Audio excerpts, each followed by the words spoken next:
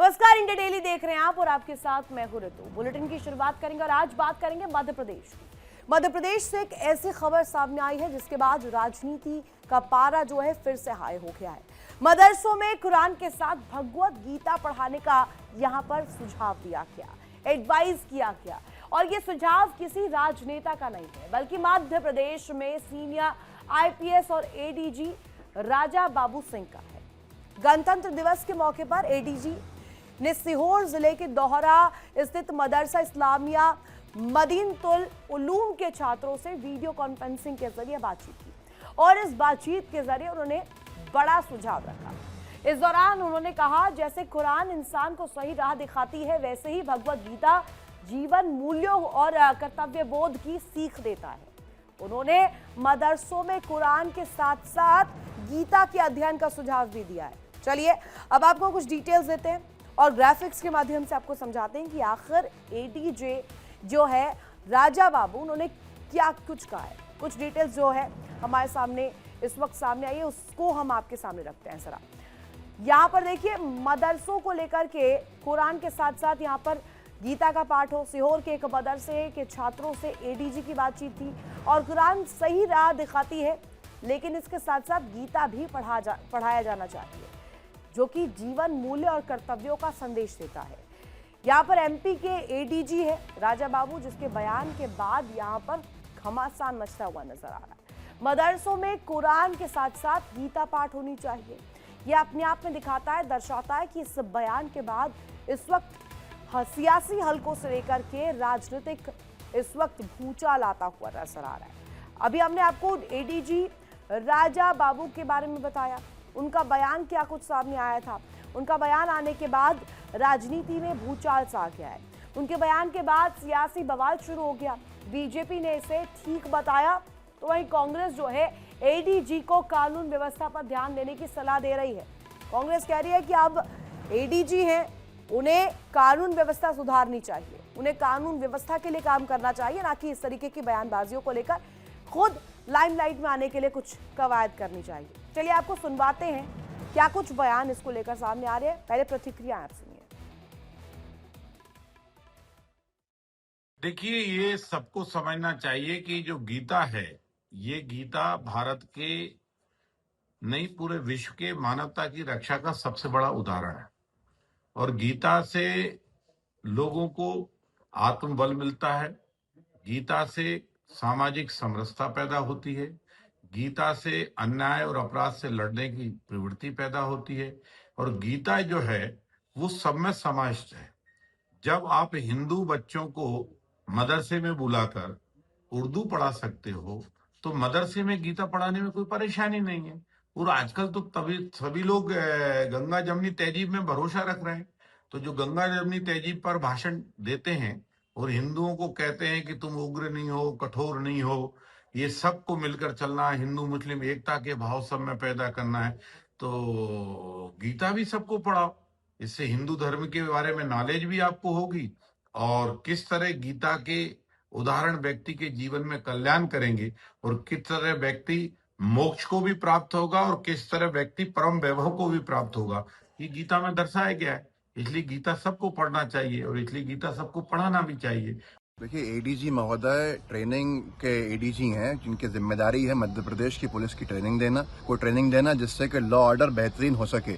मध्य प्रदेश का law order बार बार कटघरे में खड़ा हो रहा है, लॉ ऑर्डर व्यवस्थित नहीं है, सवाल खड़े हो रहे हैं और चिंता एडीजी महोदय को ये सता रही है कि मदरसों में क्या पढ़ाया जाए, जो उनका विषय ही नहीं है। उनका विषय संविधान है, संविधान के हिसाब से कामकाज हो, ये उनका विषय है, ये उसके ऊपर वो उस पर ध्यान दें। राजनीतिक महत्वाकांक्षाएं अगर किसी व्यक्ति की होती हैं तो फिर शायद काम सही तरीके से नहीं हो सकता है। मेरा यही कहना है कि ऐसी बात करना जिससे कि विवादास्पद स्थिति पैदा हो और उसमें लॉ ऑर्डर के ऊपर सवाल खड़े हों, जो आपका काम है वो आप कीजिए, जो जिनका काम है वो करेंगे। अगर यही बात हर जगह के धार्मिक जो विद्यालय हैं उनमें कही जाने लगे कि आप दूसरे धर्म के भी ग्रंथ पढ़ाएं तो एक विवादास्पद स्थिति नहीं बन जाएगी क्या? तो आपने प्रतिक्रियाएं सुनी बीजेपी और कांग्रेस की तरफ से क्या कुछ इसमें कहा जा रहा है। बीजेपी सपोर्ट कर रही है लेकिन कांग्रेस इसको लेकर के अब एडीजी को घेर रही है, कह रही है कि कानून व्यवस्था संभालने की जिम्मेदारी उनके हाथों में है और ना कि इस तरीके की तकरीरें देने की। अब मदरसे के संचालक अमीन उल्लाह का बयान आया है। उन्होंने कहा कि ज्ञान किसी एक धर्म तक सीमित नहीं होता। जिस ग्रंथ से समाज और देश को आगे बढ़ाने का ज्ञान मिले उसका अध्ययन किया जाना चाहिए। अगर गीता से सकारात्मक पॉजिटिव सीख मिलती है तो उसका अध्ययन जरूर होना चाहिए। मैंने आज तक गीता नहीं पढ़ी है, व्यक्तिगत रूप से पहले गीता का अध्ययन करूंगा, उसके बाद ही बच्चों को पढ़ाने की भी बात की करेंगे। लेकिन मदरसे के संचालक ने क्या कुछ कहा है और इस बयान के बाद वो कैसे सुर्खियों में आए, सुनवाते हैं। देखिए, उन्होंने जो कहा था उसको, वो बात को मैं आगे बढ़ाता हूँ कि हम तब स्वागत करेंगे कि अच्छी मंशा से जब कोई ग्रंथ पढ़ाने की बात चल रही है तो अकेले गीता ही नहीं, कुरान हो, बाइबल हो, गुरु ग्रंथ साहब हो, सबको पढ़ाना चाहिए और सभी इदारों में पढ़ाना चाहिए। शासन को पढ़ाना है तो सब जगह पढ़ाएं, क्योंकि उससे दो फायदे होंगे। जो लोगों में नफरत फैली है वो भी समाप्त हो जाएगी और हर ग्रंथ, हर मजहब का नफरत खत्म करके इंसाफ कायम करता है, उससे वो लागू हो जाएगा। तो अभी आपने सुना उस मदरसा संचालक को जिसके यहाँ एडीजी ने ये बयान दिया था। मदरसा संचालक ने खुद कहा कि अगर गीता से पॉजिटिव सीख मिलती है तो उसका अध्ययन जरूर होना चाहिए। चलिए अब आपको ग्राफिक्स के जरिए कुछ डिटेल्स देते हैं कि आखिर मदरसा जो संचालक है उन्होंने कहा क्या कुछ है। अमीन उल्लाह का बयान हमने आपको सुनवाया, जिसमें सीधे तौर पर वो यहाँ पर अपनी बात रखते हुए नजर आए। ज्ञान किसी धर्म तक सीमित नहीं होता, समाज को आगे बढ़ाने वाले ग्रंथों का अध्ययन होना चाहिए। गीता से सकारात्मक संदेश मिले तो अध्ययन जरूरी है। साथ ही उन्होंने कहा कि हम भगवत गीता का अध्ययन करेंगे, साथ ही उसके बाद ही बच्चों को पढ़ाने पर फैसला भी किया जाए। वो कह रहे हैं अगर गीता से पॉजिटिव नोट मिल रहा है तो पॉजिटिविटी लाइए, हम भी पढ़ेंगे। अगर चीजें सही हैं तो आगे फैसला लिया जाएगा कि बच्चों को वो पढ़ाने दिया जाए या नहीं। अब मदरसा संचालक का ये बयान भी आ गया है। बीजेपी एक तरफ यहाँ पर इस पूरे मुद्दे पर कह रही है और कांग्रेस अब बीजेपी के साथ साथ तमाम जो एडीजी के बयान सामने आए उसको लेकर एडीजी को भी घेर रही है। मदरसे के संचालक ने क्या कहा हमने आपको वो दिखाया। लेकिन ज्ञान को धर्म से ऊपर रखने की ये सोच खूबसूरत तो है, लेकिन राजनीति है कि हर मुद्दे में बीच में आ जाती है। एडीजी के बयान पर बीजेपी का समर्थन मिला है और बीजेपी ने कहा है कि गीता विश्व में मानवता की रक्षा का सबसे बड़ा उदाहरण पेश करती है। गीता से आत्म बल मिलता है और जब मदरसे में हिंदू बच्चों को बुला करके उर्दू पढ़ा सकते हैं तो गीता पढ़ने में आपत्ति क्यों है। अब कांग्रेस ने जो कहा है एडीजी को लेकर वो आपको बताते हैं किस तरीके से इसके बाद सियासी हलकों में इसकी चर्चाएं तेज हो गई है। मदरसों में मिले गीता ज्ञान, मदरसा छात्रों को आईपीएस राजा बाबू सिंह का ये संदेश है। सीधे तौर पर यहाँ पर ये बात उन्होंने रखी, कुरान के साथ गीता भी पढ़ाया जाए, रोशन होगा इससे उनका भविष्य, क्योंकि गीता पॉजिटिविटी लाएगा उनके जीवन में। वही मौलाना और मौलवी से गीता पढ़ाने की अपील की है कि अगर आप यहाँ पर कुरान पढ़ा रहे हैं तो दूसरे हाथ में गीता भी पढ़ाइए। पर्यावरण, वैज्ञानिक और शिक्षा की शिक्षा देना, यहाँ देखिए सीधे तौर पर अगर साइंस, टेक्नोलॉजी, इन तमाम चीज़ों को आप पढ़ाएंगे तो बच्चे आगे बढ़ेंगे, आगे चलकर डॉक्टर, इंजीनियर बनेंगे, जो कि हमारे समाज को आगे ले जाएंगे। इससे भाईचारा, सौहार्द और राष्ट्रीय एकता का भी सीधे संदेश जाएगा। पॉजिटिविटी उन बच्चों के लिए बनेगी। कुरान इंसान को सही रास्ता दिखाता है, अगर दिखाता है तो गीता का भी पाठ वही संदेश देता है, यानी कि एक हाथ में कुरान हो, दूसरे हाथ में भगवत गीता हो।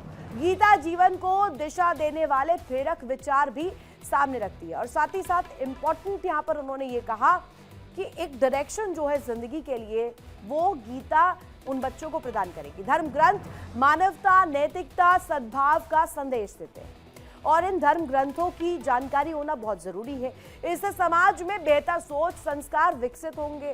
साथ ही आपको बता दें मदरसों में गीता ज्ञान मिले, इसमें एडीजी की जो बात सामने आई है वो ये कहते हुए नजर आए समाज में संस्कार को और ज्यादा बढ़ाया जाएगा। मदरसा छात्रों को आईपीएस राजा बाबू सिंह का यह संदेश है, कुरान के साथ गीता भी पढ़ाया जाए और रोशन इससे उनका भविष्य होगा और सुधरेगा, पॉजिटिविटी उनकी जिंदगी में आएगी। इसको लेकर के उनका रुख था। हमारे साथ मुक्ता पाठक कनेक्ट है, हमारी सहयोगी, उनसे सीधे जानकारी लेंगे। मुक्ता जी, देखिए ये जो जानकारी है सामने आ रही है जिसमें एडीजी कह रहे हैं कि मदरसों में यदि कुरान पढ़ाई जा रही है तो कुरान के साथ साथ भगवत गीता भी पढ़ाई जानी चाहिए, वो भी उतनी ही अनिवार्य है, वो भी पॉजिटिविटी का नोट सिखाता है जिंदगी में।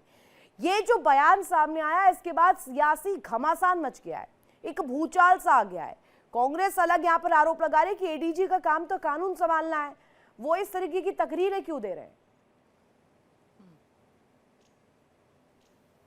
जी बिल्कुल, देखिए लगातार जो अगर हम बात करें तो एडीजी ट्रेनिंग इनके जो बयान है लगातार सुर्खियों में आते रहे हैं।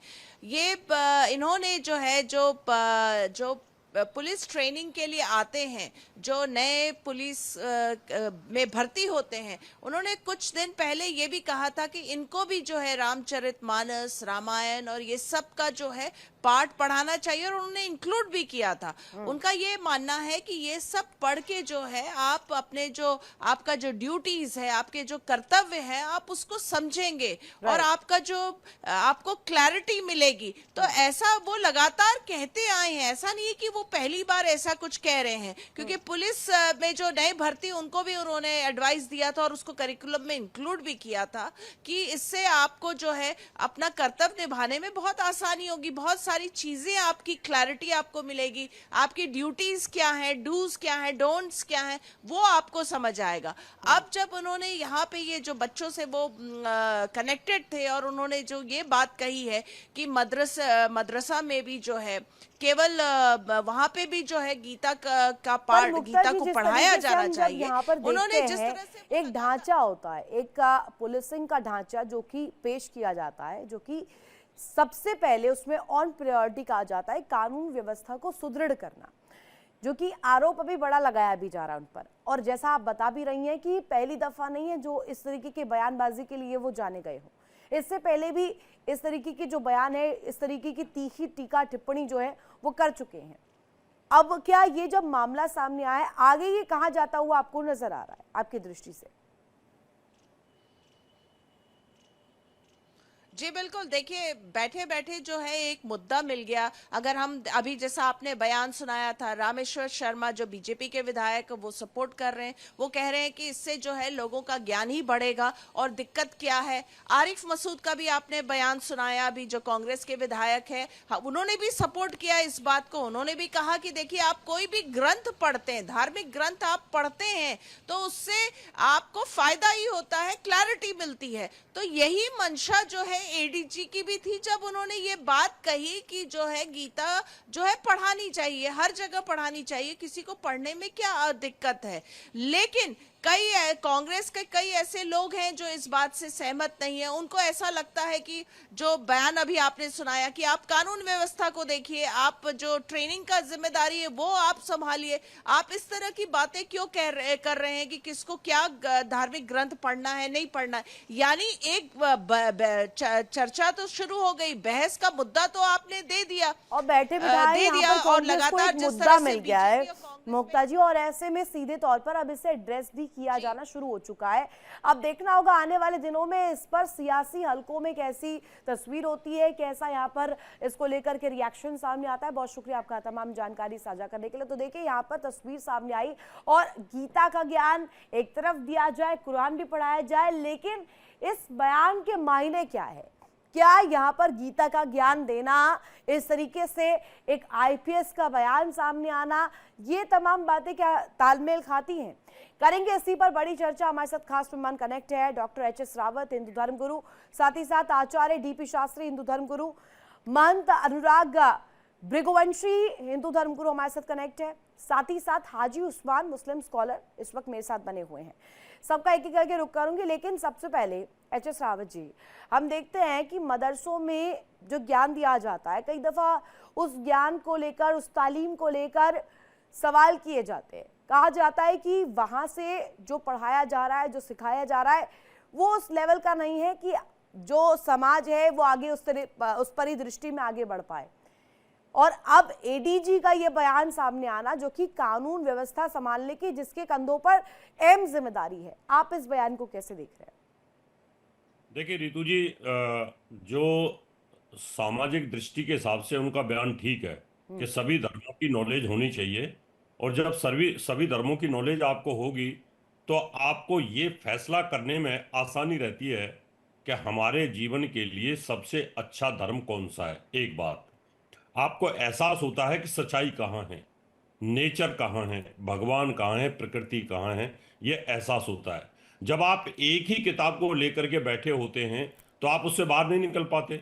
जब बाहर नहीं निकल पाते तो आप कुएं के मेंढक बन जाते हैं। तो आप मान लो कोई भी एक किताब पढ़ते रहिए तो आप उसी के दायरे में रहेंगे। जब आप 10 किताबें पढ़ेंगे, 10 किताबों का अध्ययन करेंगे तो आप अपना फैसला भी कर सकते हैं। लेकिन इस्लाम के अंदर किसी दूसरी किताब को पढ़ना हराम है।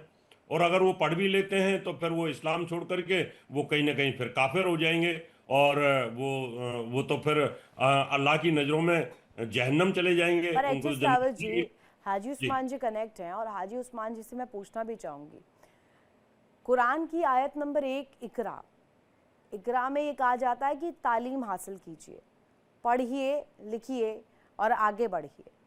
अब ये दुनियावी चीज़ों में और यहाँ पर दीनी संबंधी कैसे हो गई? अगर एडीजी का ये बयान सामने आता है कि हर धर्म ग्रंथ का ज्ञान होना चाहिए, तो ये उस परिप्रेक्ष्य से भी गलत कैसे हुआ? हाजी उस्मान। देखिए, जहां तक एडीजी के बयान का ताल्लुक है, हम्म। ऊपरी तौर पर उस बयान में कोई दिक्कत नहीं है। ठीक है। उन्होंने सिर्फ पढ़ने भर के लिए ही तो कहा है और उसे पढ़ाया जाना चाहिए गीता को भी। लेकिन एक असली बुनियादी फर्क इस वक्त ये है, हमारे देश का जो माहौल चल रहा है उसमें एक खास मजहब के लोगों को, उनकी शिक्षा संस्थानों को, उनके धर्म स्थलों को टारगेट बनाकर कुछ इस तरह की बातें की जा रही हैं। मुझे इस बात पर आपत्ति है। कैसे अगर कैसे उनका नहीं बयान, हाजी उस्मान जी, अगर उनका बयान आप इस ये बात अगर तर्क रख रहे हैं कि एक खास तबके को, और मैं डैम श्योर हूँ आप विशेष तबके को ही बोल रहे हैं, आप जिस तबके से आते हैं उसको लेकर बात कर रहे हैं, आप मुझे बताइए यहाँ पर अगर आप ये बात रखते हैं, इसका आधार आप क्या पेश करेंगे कि उस समुदाय को टारगेट किया जा रहा है? क्या आज हाजी उस्मान इसको लेकर डिटेल देंगे? और मुझे कम से कम पूरी बात कहने दें, उसके प्लीज बाद जो प्लीज आपको प्लीज कैरी आपत्तिजनक ऑन। लगे मुझसे आप पूछें। या तो देखिए, इस्लाम का जहां तक ताल्लुक है, पहली आयत यही है, उसमें पहला हुक्म यही है कि पढ़िए अल्लाह के नाम से जिसने आपको पैदा किया है।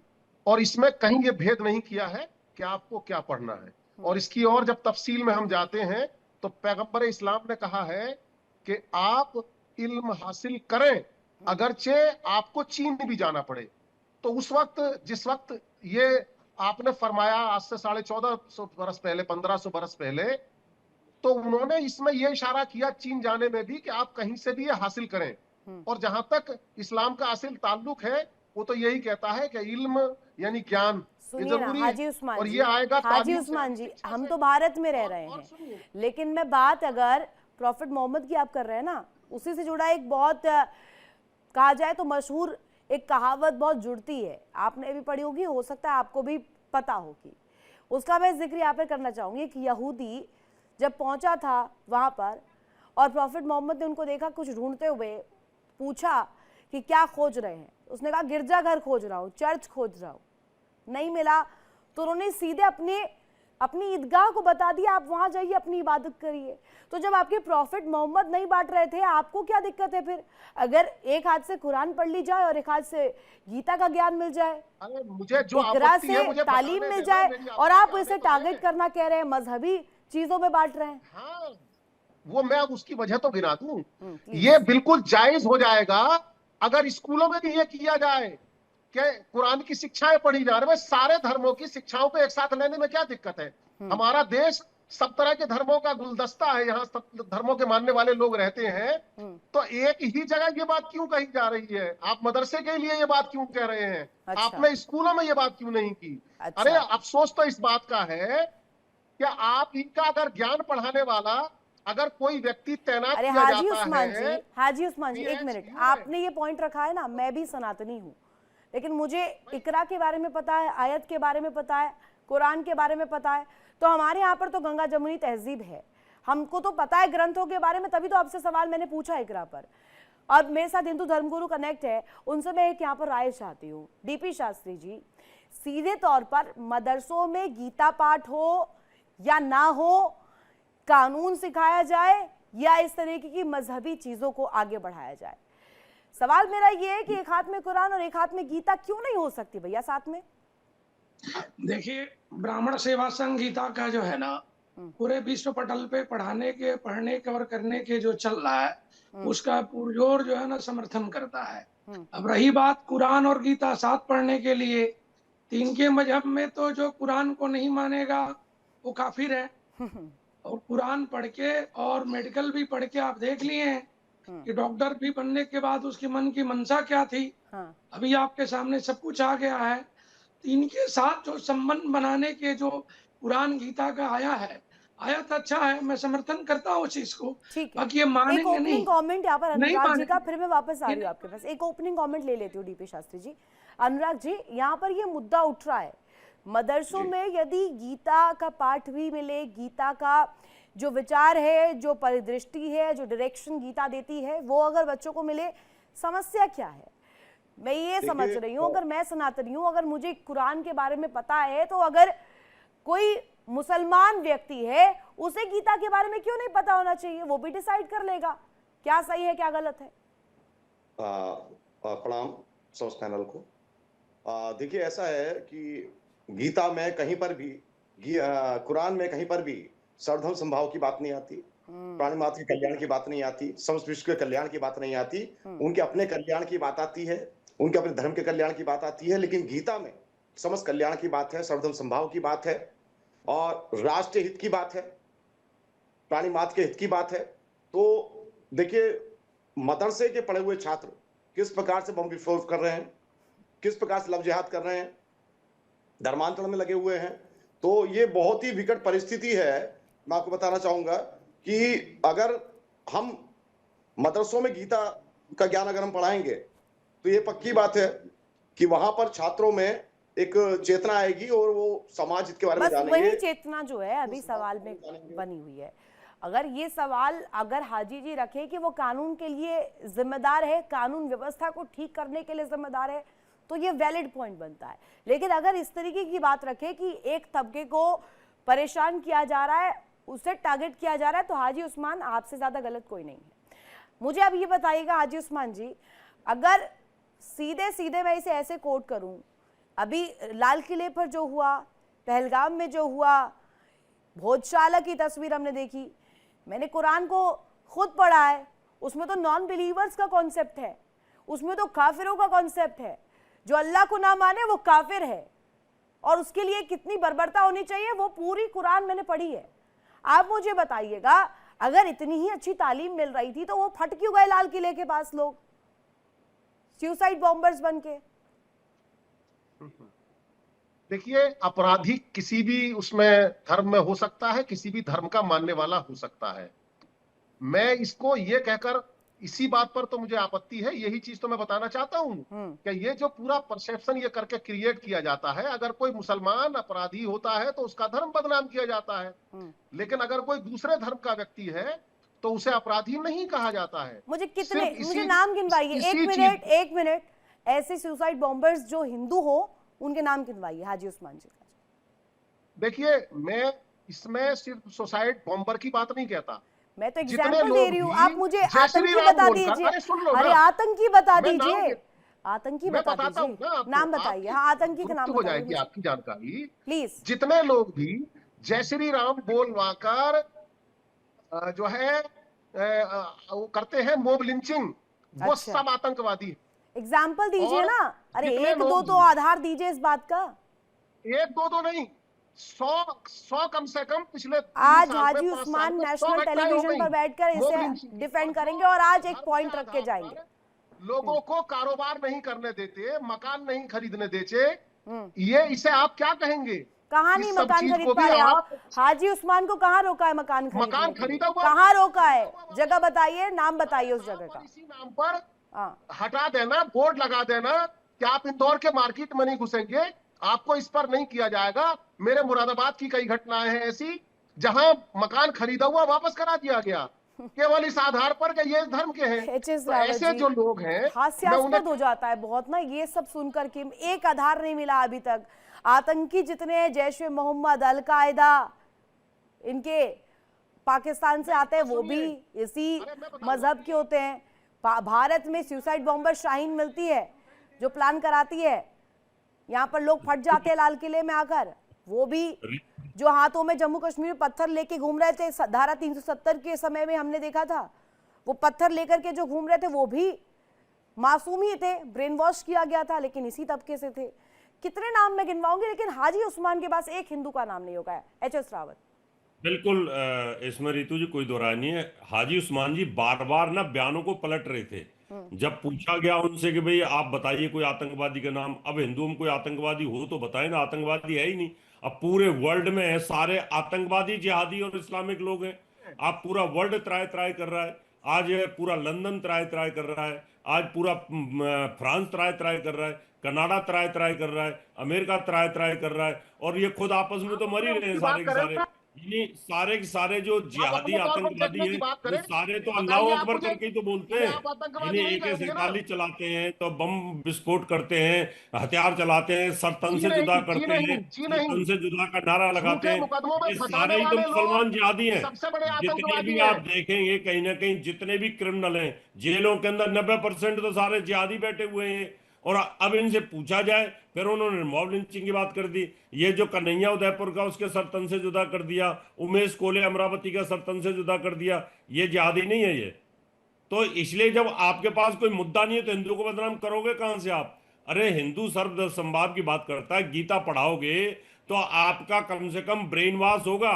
जो आपको 72 हूरों का लालच दिया जाता है, उन बच्चों को पढ़ने नहीं दिया जाता, उनको जिहादी बना करके लव जिहाद में, लैंड जिहाद में, थुक जिहाद में, हिंदुओं का धर्म भ्रष्ट करने में, यानी आप साम दाम दंड भेद की नीति लेके बैठे हो। तो इसलिए पढ़ लो गीता, क्या दिक्कत है? अरे हम कुरान पढ़ेंगे तो जिहादी बनेंगे हम तो, पढ़ा लो कोई दिक्कत नहीं है, फिर जिहाद होगी। फिर आप बोलोगे हिंदू जिहादी हो गए, तो कुरान में कोई ऐसी चीज तो है नहीं। सुनिए हाजी उस्मान जी, ये पेशाब वाली बात करें ना, गाजियाबाद की घटना थी, उसमें भी उसी तबके का व्यक्ति था जिस तबके की आप बात कर रहे हैं, वो शोषित है।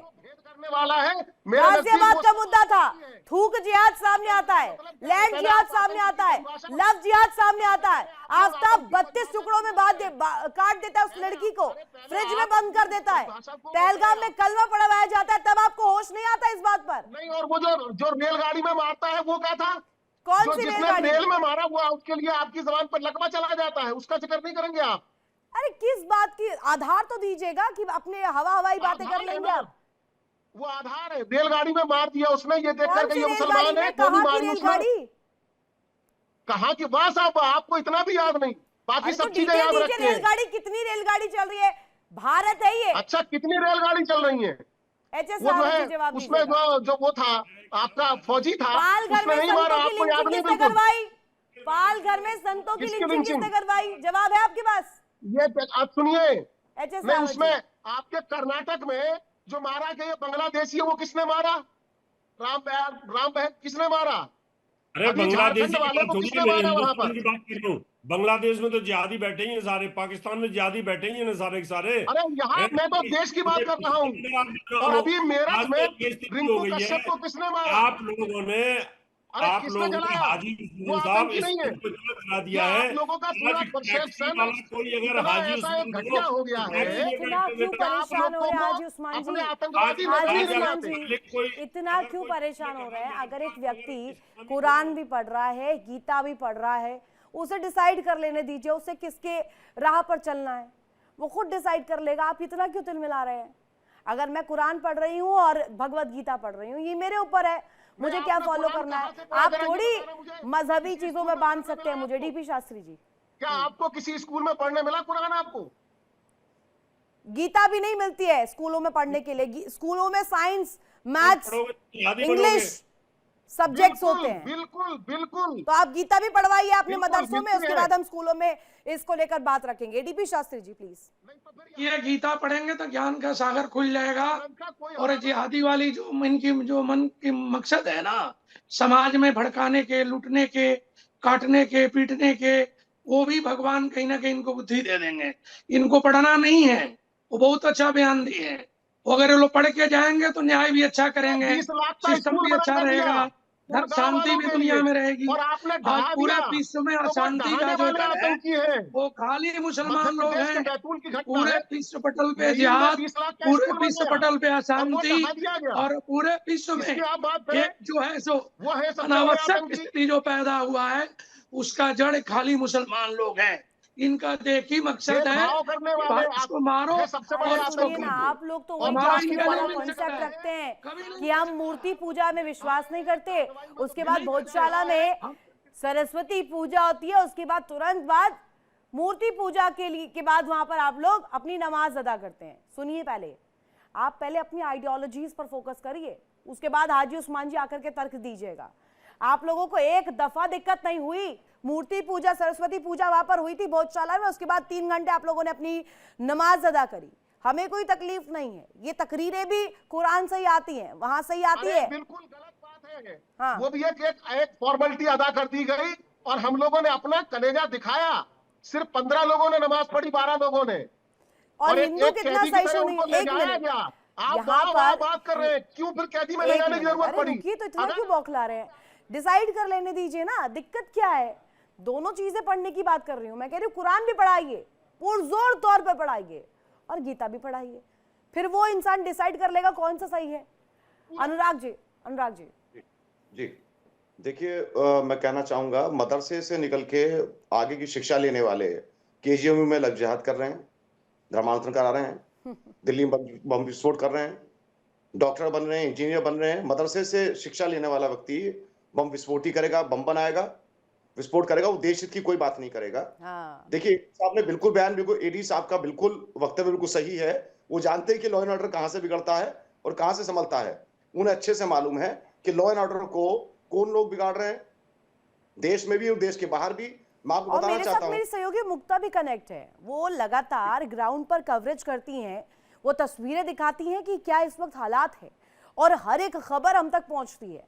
मुक्ता जी, चाहे मामला लैंड जिहाद का हो, लव जिहाद का हो, थूक जिहाद का हो, या इस तरीके की तस्वीरों का हो, हम देखते हैं इसी तरीके की जो कोशिश है वो की जाती है। चाहे धर्मांतरण का रेट हो, अब उत्तर प्रदेश आइए, छांगुर कनेक्शन आ जाता है, केजीएमयू वाला मामला भी अनुराग जी ने जिक्र किया, हमने कई दफा इंदौर, भोपाल, यहां से भी ऐसी खबरें सुनी हैं।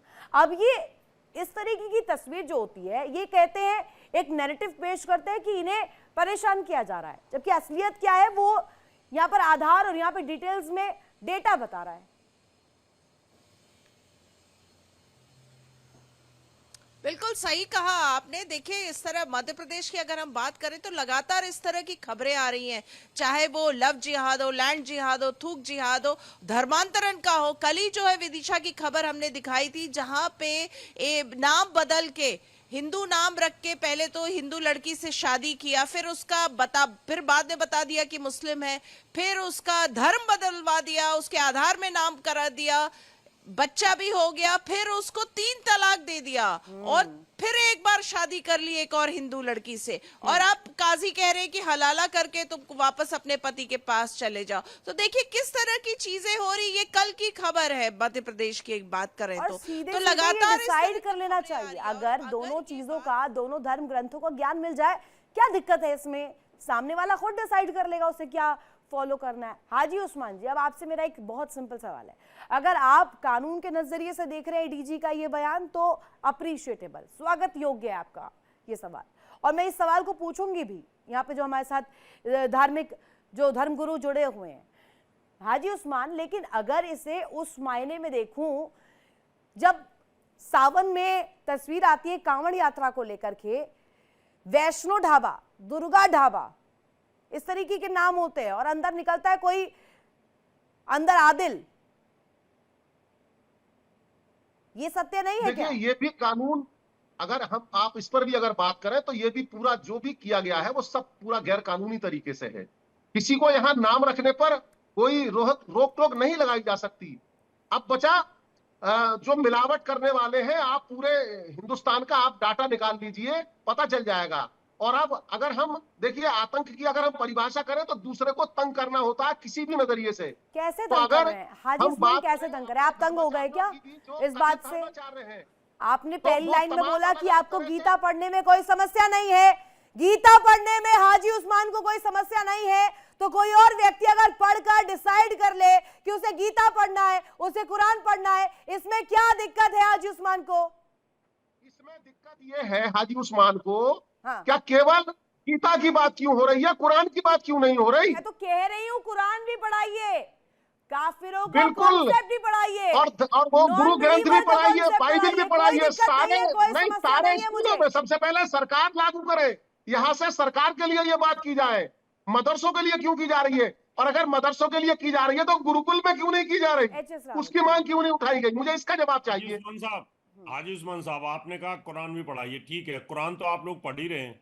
फिर आप देखिए ईरान के अंदर क्यों अरे कुरान मेरी पढ़ने फिक्र वाले आप अगर इतनी कर इस्लाम रहे हैं, छोड़ मेरी रहे हैं, फिक्र। पाकिस्तान में क्यों अरे इस्लाम रावत छोड़ जी, रहे हैं, सऊदी अरब में क्यों रावत जी। इस्लाम को छोड़ रहे हैं? अच्छा, आज मुझे ये करोड़ों बताओ जो रावत, युवा हैं इस्लामी जो आप है केवल वो एक्स मुस्लिम देखिए हो रहे हैं, हमारी वो कुरान ही पढ़ते हैं, वो कुरान पढ़ते हैं और एक्स मुस्लिम हो रहे हैं। क्यों?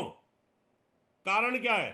देखिए मुझे ये बताइए, आप केवल अभी ये बैतूल की घटना है, ये हमारी रिपोर्टर भी मेरी वहां बात का मध्य प्रदेश जवाब का दो, जिक्र पहले कर रही है। मेरी बात का अरे जवाब दो। पहले बैतूल का आपके किस्सा मदरसों बताओ में आप मुझे, कुरान पढ़ने वाले लोग, उसमें करोड़ों सारी लोग चीजों का एक्स जवाब है। मुस्लिम हो गए, एक्स मुस्लिम हो गए। बैतूल में क्यों उन्होंने नईम के कुरान को छोड़ मदरसे को दिया? ढाया गया, क्यों छोड़ दिया इस्लाम को? ये बताकर के ये मदरसा अरे है मेरी बात का उस जवाब दो गांव पहले, में फिर मैं आपकी और उस बात का जवाब क्षेत्र में दूंगा।